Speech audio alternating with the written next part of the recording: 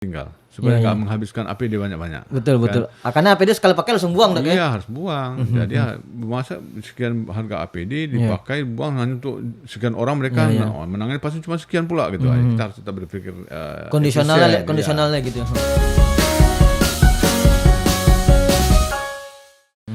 Jadi kita lakukan itu, alhamdulillah kawan-kawan saya bisa memahami hal itu. Nah, maka kita lakukanlah bagaimana kita menjalankan prinsip itu. Nah, itu suka dukanya apa? Setelah waktu masa PSBB itu relatif pasien kita sedikit. Ya, yang Maret April deh ya. Ya, karena orang tidak kemana-mana juga kan. Betul. Nah, jadi tidak boleh kemana-mana, pasien pun menjaga diri. Tetapi pasca PSBB itu masyarakat back to normal. Ya. RSUD Afrima sebagai pusat rujukan hari pertama back to normal, new normal itu pasiennya lebih dari normal gitu. Pasien saya itu 900-an pas jalan waktu. Itu memang luar biasa gimana menerapkan protokol kesehatannya. Ya akhirnya kita komunikasi kemana-mana. Sekarang kalau kita lihat RSUD Afrima itu berbagai tempat ada tenda-tenda itu. Ada tenda BPBD yang kita siapkan untuk menjaga jarak, menjaga supaya masyarakat tetap menjaga protokol kesehatan. Betul. Jadi ya, kita tetap ketat, tidak perlu ada besuk, tapi budaya kita menyatakan besuk itu jadi penting. Nah, jadi susah sekali itu menyadarkan juga susah. Jadi muncul perdebatan dengan demikian. Kadang-kadang memunculkan pertengkaran itu kita, antara rumah sakit dengan keluarga pasien gitu ya. Betul, karena diketatkan demikian kan kita menjaga jangan ada kerumunan, jangan ada ketemu. Betul. Itu yang kita lakukan. Nah ternyata alhamdulillah kita bisa jaga, tidak ada petugas yang langsung dengan pasien itu alhamdulillah tidak ada yang tertular itu. Munculnya justru setelah new normal orang tak pergi kemana-mana, muncul pula lah kan staf saya juga manusia juga dia juga dia kan ngumpul di mana-mana kan. Nah, bawa ke rumah sakit, itu masalah di situ. Mulailah menyebar masalah tadi. Oh ini kan saya ada apa-apa di luar, sampai rumah sakit hilang enggak, rumah sakit bertambah juga dia gitu kan. Nah, rumah sakit kan sarangan virus kalau bisa dikatakan itu gitu. Betul, ya, jadi itu yang muncul akhirnya mulai demikian. Tapi apa kita lakukan? Kita tetap menyikapi dengan cepat. Kalau istilah saya itu asal ada aja yang terkonfirmasi positif, langsung diciduk, langsung isolasi. Betul. Segera kerjakan apa yang di ruangannya, kontak tracing keluar semuanya kawan-kawannya, swab langsung dan clear. Ya. Dalam 1 hari harus bisa selesai dan demikian. Sehingga yang lain bisa memberikan pelayanan dengan baik. Betul. Kalau tidak kan terganggu pelayanan kita. Ya karena kemarin banyak para perawat kita kena, tenaga medis juga sama masuk administrasi kena kemarin dok ya. Iya, jadi ada yang terkena. Itu kan langsung kita sampaikan demikian, supaya tidak terganggu ritme di ruangan itu. Kalau kantor lain bisa, kantor lain ini posisi 1 istirahat seminggu, istirahat 2 minggu bisa aja. Kalau tempat kita kan enggak. Rumah sakit bagaimana melayani gitu. Iya benar. Kita harus punya sikap yang lebih cepat dengan persertaan yang ada di rumah sakit itu ada namanya komite PPI. Komite PPI, oke. Ya, jadi pencegahan infeksi itu kan, penanganan dan pencegahan infeksi. Nah itu mereka yang merekomendasikan. Ini harus tutup sekian jam, lakukan ini, lakukan seperti ini. Maka besok bisa difungsikan lagi. Itu kita lakukan. Memang mobilitasnya sangat tinggi ya. Jadi kadang itu tidak terekspos ke orang, tapi sebenarnya gaduh juga itu rumah sakit. Orang tidak tahu aja orang seperti itu kan. Seperti apa pemikiran kita di dalam ya gaduh lah pasti. Iya pastilah kan. Ini tiba-tiba rumah sakit yang bisa dikatakan orang menganggap itu steril, tapi ada yang sakit gitu kan. Kemarin ada maaf yang meninggal dok ya. Tapi ternyata bukan mereka kena di rumah sakit tapi di luar. Iya betul. Jadi itu makanya. Jadi supaya berikan pemahaman. Kalau istilah Pak Gub ke saya, ceritakanlah ke orang gimana rumah sakit kejadiannya, supaya orang sadar bahwa jangan terjadi itu. Kan. Nah, makanya saya sampaikan, gaduh itu rumah sakit itu. Iya betul. Apa terjadi itu, waduh luar biasa yang terjadi di rumah sakit itu. Tapi saya tidak ingin menakut-nakuti masyarakat, cuma saya ingin memberikan pemahaman kepada masyarakat. Bahwa jalankanlah 4M itu dengan baik. Supaya di hulunya selesai dulu. Iya betul. Dan saya tidak berniat rumah sakit saya penuh karena itu. Kan? Bukan prestasi rumah sakit penuh dok ya. Bukan prestasi itu enggak gitu kan. Iya. Nah, kita berharap jangan sampai itu terjadi. Itu bukti nanti kita bisa menjalankannya. Tetapi persiapan ini hari ini saya dengan bantuan BPBD Provinsi Riau memasang tenda besar sekarang itu. Untuk apa tenda sana dok? Kita tidak tahu apa yang terjadi. Ya, oke. Saya pada inti persiapan. Saya tidak ingin terlambat. Oke. Ya, saya tidak ingin terlambat karena kondisi ruangan juga sudah seperti itu. Sekarang tenda terbesarnya BPBD saya pasang di Arifin Ahmad, tenda yang seperti rumah itu. Jika itu diperlukan, saya akan gunakan untuk hal-hal yang memang akan disikapi dengan hasil telaah dari tim Hospital Disaster Plan saya nanti. Oke. Kan? Saya bilang ini tenda seperti ini mau diapakan nanti silakan. Contoh paling mudah aja saya pasang tenda itu di dekat Pinere. Oke. Karena dengan berfungsinya ICU di sana udah mulai banyak tenaga yang ada di sana juga ramai kan. Itu kan tidak dirancang untuk itu dari awal-awal. Betul. Maka sudah mulai juga terlalu banyak orang mencegah kerumunan dari staf sendiri. Mungkin ada yang perlu istirahat. Nanti saya akan bilang, mungkin nanti dia menyeberang lah. Di situ nanti saya istirahat lah di tenda itu gitu. Di tenda mungkin saya suruh istirahat nanti. Ya, yang kita inginkan adalah kalau tiba-tiba nanti harus ada orang rawat di sana. Kita siapkan demikian juga. Tapi kita tidak ingin itu terjadi. Intinya plan A, plan B, plan C sampai plan Z pun kita siapkan bagaimana ini semuanya gitu. Iya. Kalau kita review lagi yang lama, dulu kita perkirakan September selesai. Iya, ternyata pada bulan April, bulan Mei aja kita nyatakan tidak mungkin selesai. Kita ofensif lagi kan. Iya. Nah, ubah lagi prediksinya, plannya. Sekarang plan sampai akhir tahun saya harus siapkan. Seperti apa akhir tahun seperti ini, kalau panjang jadi seperti apa, langkah kita apa saja. Betul. Termasuk merekayasa satu gedung menjadi gedung COVID namanya. Iya. Satu dua lagi. Satu gedung misalnya yang satu gedung apa itu semua untuk COVID gitu ya. Betul. Sementara lain tetap kita lakukan di tempat lainnya. Tapi tidak menutup kemungkinan ke sana satu gedung khusus di RSUD itu jadi untuk COVID gitu, Dok. Alokasinya sudah kita siapkan. Oke, alokasi sudah siapkan. Sudah siapkan. Tapi kayak saya bilang tadi, mari kita berdoa jangan sampai itu terjadi lah. Jangan sampai penuh itu betul. Jadi mengantisipasi itu memang penting. Nah, kedua tentu berbagi. Jangan hanya Arifin Ahmad aja kita siap. Harusnya semua terbagi. Betul. Sehingga beban juga berbagi dan pemahaman pun akan berbagi. Skill juga berbagi semua berbagi. Jadi semua rumah sakit juga harus menyiapkan itu, termasuk puskesmas, itu yang kita diskusikan. Kemarin rapat evaluasi dengan kota, saya sampaikan, ayo kita diskusikan lah. Ini harus kita selesaikan, jangan di hilir aja kita selesaikan. Oke. Dari hulu sampai ke hilir itu secara integrated kita bisa bicarakan bersama. Di mana bolong-bolongnya kita sampaikan harus jujur nih.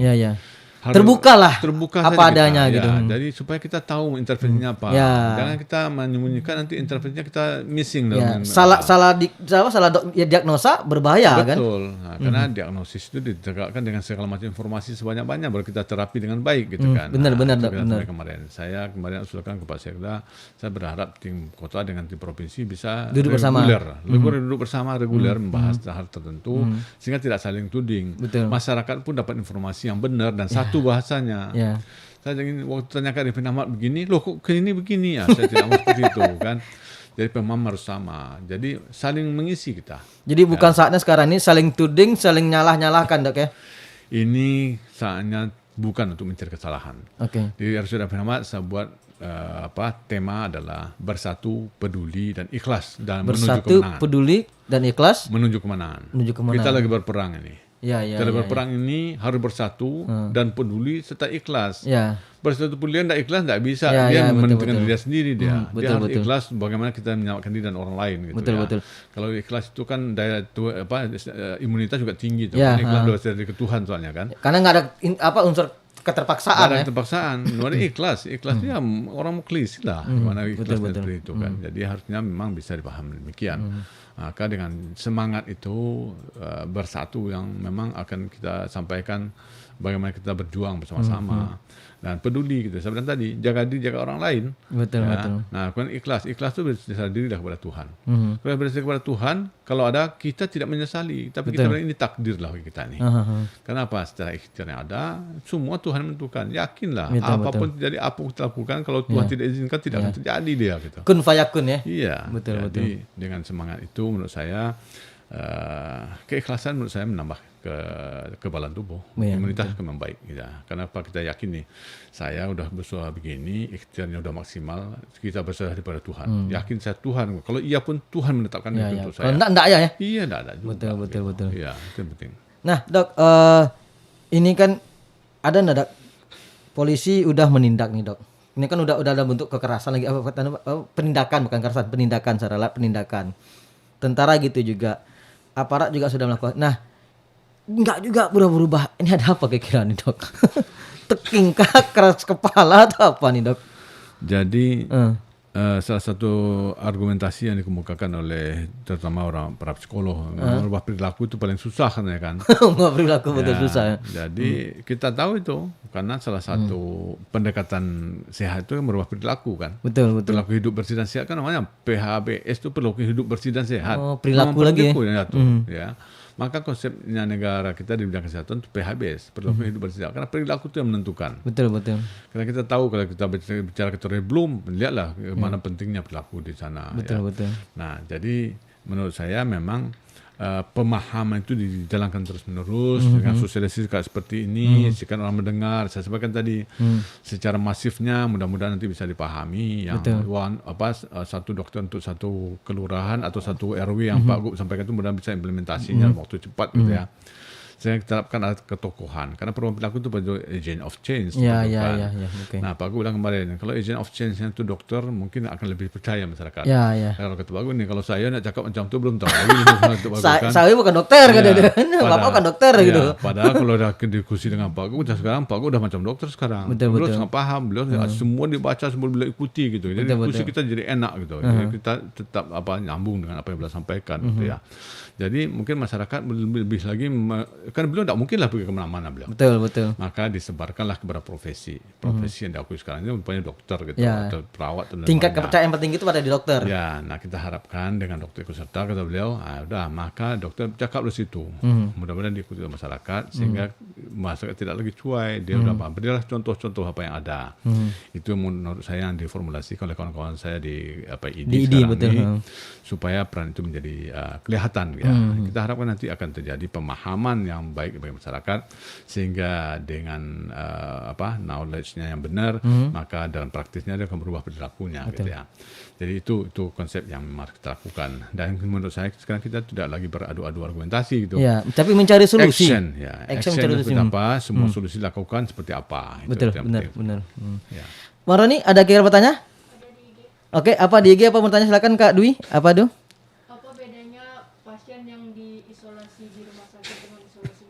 Nah, ini dok, apa bedanya antara pasien yang isolasi di rumah sakit dan isolasi mandiri di rumah dok?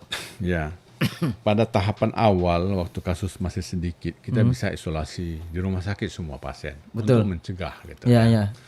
Nah sekarang ini ternyata dengan kapasitas yang sudah seperti ini, jumlah yang kasus yang banyak, maka tidak mungkin lagi di rumah sakit kan semua. Maka kebijakan negara kita ini pasti kebijakan dari negara nih. Maka kita sekarang membuat namanya isolasi mandiri. Isoman dikenal orang sekarang. Isoman. Isoman sama isoman beda loh. Yeah. Isoman itu soal makan. Yeah. Ini isoman ini. Isolasi mandiri. Isoman. Isolasi mandiri itu bisa dilakukan di rumah. Oke. Dengan pemahaman seperti tadi. Kalau isolasi mandiri itu kalau konsep yang saya sampaikan awal bahwa berlaku sebagai orang positif, itu isoman terapinya. Oke. Dia akan di rumah dia akan menjaga jarak dengan keluarganya, dia akan bersendiri di rumah, meningkatkan imunitas dia, gitu ya, maka akan membaiklah. Demikian. Kenapa di rumah sakit dia juga kita lakukan itu, rumah sakit kita obat dan sebagainya, dia dikasih istirahat. Berarti isolasi mandiri yang tipenya agak ringan-ringan gitu dok ya? Maka untuk siapa itu? Itu untuk orang tanpa gejala. Tanpa gejala, OTG. Tanpa gejala. Kemudian sekarang bertambah dengan orang gejala ringan. Gejala ringan. Udah nggak enak biasanya supaya dia lebih bebas, dia bisa di rumahnya. Mungkin rumahnya mencukupi. Tetapi apa yang disampaikan oleh Pak Gubernur adalah apakah memungkinkan orang itu di rumahnya, maka dilihat. Nah, negara juga sudah melihat itu. Tidak saklek ini harus diisolasi, tapi tidak bagaimana sih rumahnya semua gitu ya. Ya, ada pengecualiannya. Bagaimana masyarakat yang memang tidak memungkinkan itu dia tidak bisa sendiri dan semua di rumahnya itu mohon maaf ada kecil, ada anak bayi dan sebagainya gimana? Rentan-rentan gitu ya. Pak Gub tetap menyarankan itu diisolasi di rumah sakit sejauh mana dimungkinkan. Nah, maka ditambahlah tempat fasilitas untuk isolasi. Nah, setelah itu sekarang ternyata makin banyak lagi. Maka sekarang lagi oleh Pak Gub isolasi mandiri itu di hotel. 2 hotel ya. Ternyata lagi persiapan itu keluar pula kebijakan negara menyatakan ya boleh, ya memang di hotel gitu. Jadi semua nyambung lah. Apa yang dipikirkan ternyata sama-sama memikirkan gitu ya. Nah hari ini lagi dipersiapkan untuk beberapa hotel untuk isolasi mandiri di sana. Tentu ada mekanisme lagi. Ya. Harus ada tenaga kesehatannya di sana. Apa yang dilakukan? Betul. Kayak orang penataran itu di sana apa yang kerjanya, lalu kapan dia bersenam, kapan dia makan dan sebagainya itu harus dilakukan di sana. Terus gitu. treatmentnya sama seperti treatment yang di rumah sakit. Treatment tetap sama, tetap dengan pengawasan dokter. Tetap. Nah itu akhirnya kalau di hotel ataupun di tempat apa tuh tentu ada APD juga disiapin, semuanya obat-obatan semua berarti dok ya? Iya, tetap standar tetap kita lakukan demikian. Dan mereka berlaku sama-sama terkonfirmasi positif, lalu apa sikap lakukan pasti dia akan kayak tadi, dia pasti jaga diri dan jaga teman kan? Betul. Nah, itu akan berlaku tuh yang sampaikan menjadi seorang yang seolah-olah positif itu kalau di isomannya waktu itu berlaku positif beneran, jadi dia mengajarkan seperti itu gitu. Nah kalau semua masyarakat lakukan itu pasti menjaga jarak semua. Iya, pakai masker. Ya, pakai masker semua tuh, nggak ada yang cuy nih. Betul. Saya kan tak apa-apa, tak gitu dah. Saya seolah-olah positif, saya tak ingin menularkan orang. Jangan ada nih bawa virus saya nih. Betul. Kayak kita sekarang nih ya, saya tetap pakai masker saya. Betul. Ya, kalau saya buka nih, ini ada berapa orang kita di sini nih, gitu kan. Ya pagi orang berasing muter-muter semua gitu kan, betul. nggak ada exhaust fan gitu kan. Betul. Nah sebelum kita tutup nih dok, mungkin ada lagi yang mau bertanya, silakan. Nggak ada kosong? Oke, kalau kosong dok, ini closing statement dok. Silakan dok. Ya baik, jadi kita udah sampaikan tadi beberapa hal gimana kita pentingnya perilaku. Kalau keluar menurut saya yang penting adalah bagaimana kita menjaga di promotif preventifnya akan didengar oleh semua orang. Nah, jalankanlah tugas masyarakat apa sebagai garda terdepan, karena kami ini garda akhir. Dan selesai di sana kami yang menyelesaikan. Iya. Nah, kasihanlah sama kami ini. Yang selesai itu di garda terakhir yang bobol gitu ya? Iya. Kalau istilah saya, kasihanlah sama kami ini. Betul. Yang kawan-kawan saya yang tidak pulang-pulang sama jam ini, kalau ada kasihan, caranya gimana? Jaga dirinya. Oke, siap, betul. Ya, bukan harus ke sana kami, tak usah bantu mereka, tetapi jagalah diri sendiri, pakailah masker, cuci tanganlah, jagalah jarak, hindarilah kerumunan itu. Dan harapan kita memutus mata rantai ini. Benar. Kalau mata rantai di hulunya sudah kita putus, insya Allah itu tidak akan mengalir dia ke hilir. Betul. Jadi kalau dibersihkan rumput-rumput apa segala macam itu tak akan jalan, tak akan keruh air sampai ke hilirnya gitu kan. Betul. Maka dengan demikian itu yang sebelah tadi kita bersatu, peduli dan ikhlas kita. Betul. Tujuan kita apa? Kita ingin memberantas, menghindari, mencegah orang tidak terkena. Diharapkan kita bisa membasmi, memutus mata rantai COVID-19 ini di negeri yang kita cintai ini, bahkan di dunia sebetulnya kita lakukan ini. Mudah-mudahan dengan itu kita sama sepakat dengan demikian. Dan bukalah komunikasi. Betul. Kalau ingin bertanya ke siapapun yang mau memahami. Jangan diskusi tidak ada ujungnya. Diskusi tidak ada ujungnya kan tidak produktif dia. Maka dicarilah orang-orang yang memang memahami ini, nanti diskusikan, kita akan buka. Saya mikir dengan kawan-kawan saya yang juga memahami, siapapun kita akan jawab lah pertanyaan yang ada dalam demikian. Itu mudah-mudahan kita berdoa terakhir bahwa mudah-mudahan kita semua bisa memahami hal ini dan kita bisa mencegah diri kita sendiri untuk mencegah orang lain juga dan kita terhindar dari penyakit yang memang tidak kita inginkan muncul di tempat kita. Oke, kita udah di penghujung segmen, di penghujung acara pada pagi hari ini.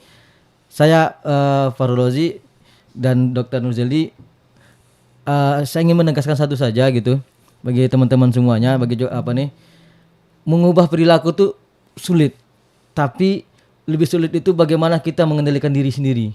Nah, artinya ya kita pakai masker, jangan lupa keluar rumah pakai masker, jangan pula masker asal bertanya aja, udah pakai masker, udah pakailah masker yang 3 lapis, ya kan?